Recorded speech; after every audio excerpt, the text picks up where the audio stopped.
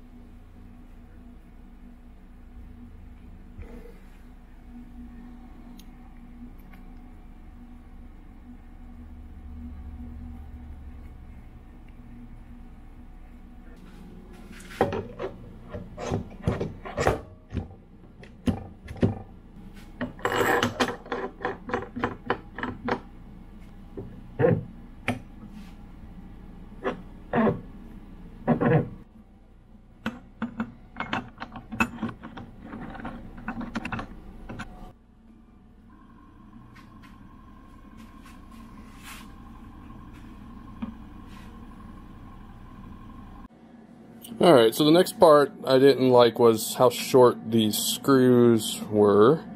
So we're going to replace them with these M6 by 1 by 30, or M6, sorry, M6-1 by 30 millimeter. And you can see the difference in length here. That adds just a little bit more, and that should give us, you don't want to go too far or you'll hit the bottom of the track. So we're going to give these a shot and see how they go.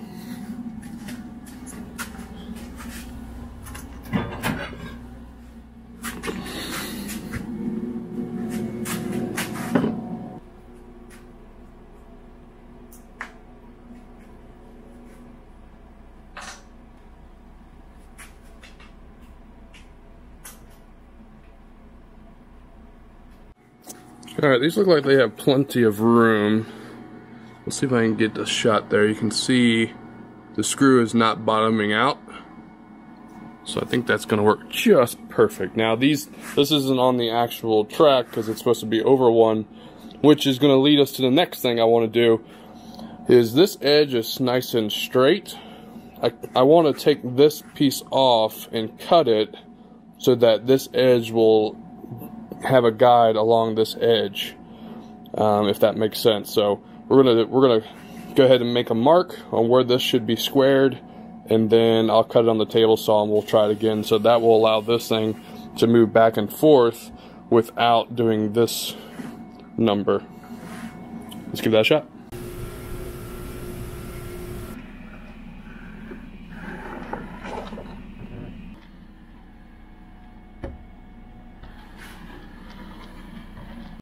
Wow, that actually worked out better than I expected. I you know, even though I eyeballed this, it worked out to be 2 7/8 exactly.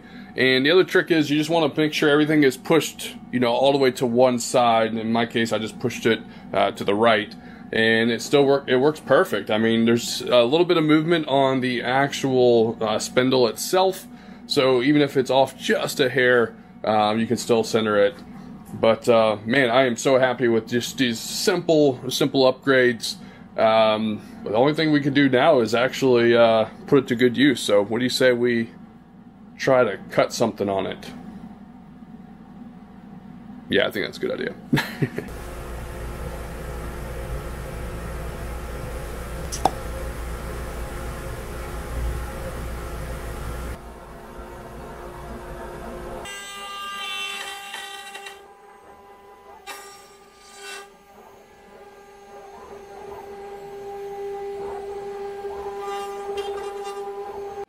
Well, there we have it, guys. There's the rough passing with the 1/4 inch bit. We're going to have to replace it with the ball nose and finish off the you know, the better side of it. But can you guess what it is yet? If you can, leave a comment down below with a timestamp. I'd be curious how soon you know what this is.